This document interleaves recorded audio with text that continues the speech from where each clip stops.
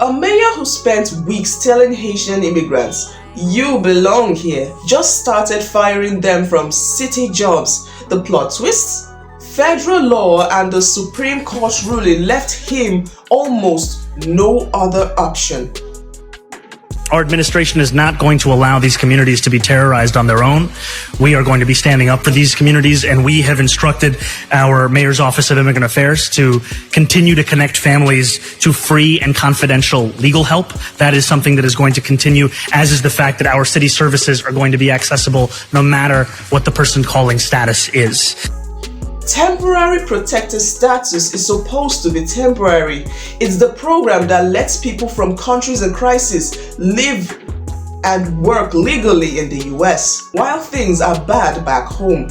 Haiti has been on the list for years. We have earthquakes, we have political chaos, gangs, hundreds of thousands of Haitians used it. Then the Trump administration decided the designation had run its course. Later, courts tried to freeze the decision. In late June, the Supreme Court stepped in and basically said the courts don't get to second guess the Department of Homeland Security on these calls. The clock started ticking. Work permits began expiring, and employees suddenly had a legal problem. New York City has one of the biggest Haitian communities in America. Its mayor, Zoran Mandani, had been loud about standing with them, then the permits actually run out. In early August, City Hall announced it is terminating Haitian employees who no longer have valid work authorization. Officials put the current number at dozens. With the potential to reach the hundreds, Mandami's statement walked a careful line. The city was forced by federal law after the Supreme Court ruling to check work status separate from anyone who couldn't show another legal path. At the same time, he urged President Trump to restore TPS or grant deferred enforcement department so people could keep working. The practical result is simpler. No valid permit means no city paycheck.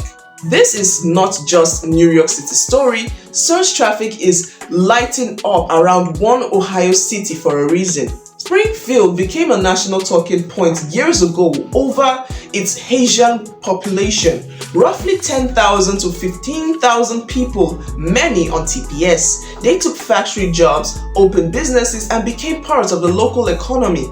When the Supreme Court ruling landed, local leaders and even Ohio governors warned about the economic and human costs. Once the work permits expired, the same chain reaction hit. Employers started letting people go. Without TPS, the legal shield against deportation is thinner. Actual removal still depends on the federal priority and resources, but the status change is real. Haitian workers in Springfield and other cities are now navigating job losses, possible enforcement, and the scramble of other options like asylum.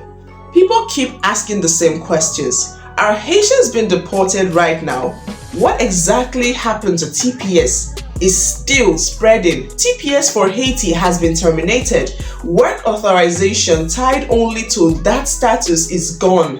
Employers who know the fact are required to stop employing those workers. City government and private companies are responding by ending jobs. Deportation is now a live possibility in a way it hasn't while TPS was active.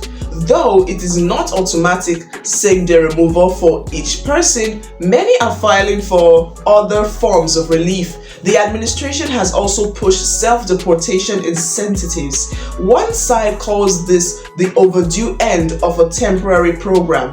The other calls it a sudden uprooting of people who built lives and fill labor gaps. Mayors like Mandami are stuck in the middle. Publicly supportive for the community, legally required to follow federal work rules. So the sequence is clear. Supreme Court clears the path, TPS ends, work permits die, employers, including New York City, start terminating people who no longer have legal authorization. Haitian communities from Brooklyn to Springfield are feeling it first. What happens next depends on how hard the administration pushes enforcement, whether any new temporary relief appears, and how many people find another legal pathway before the pressure rises further. Don't forget to like and subscribe, and I will see you on the next one.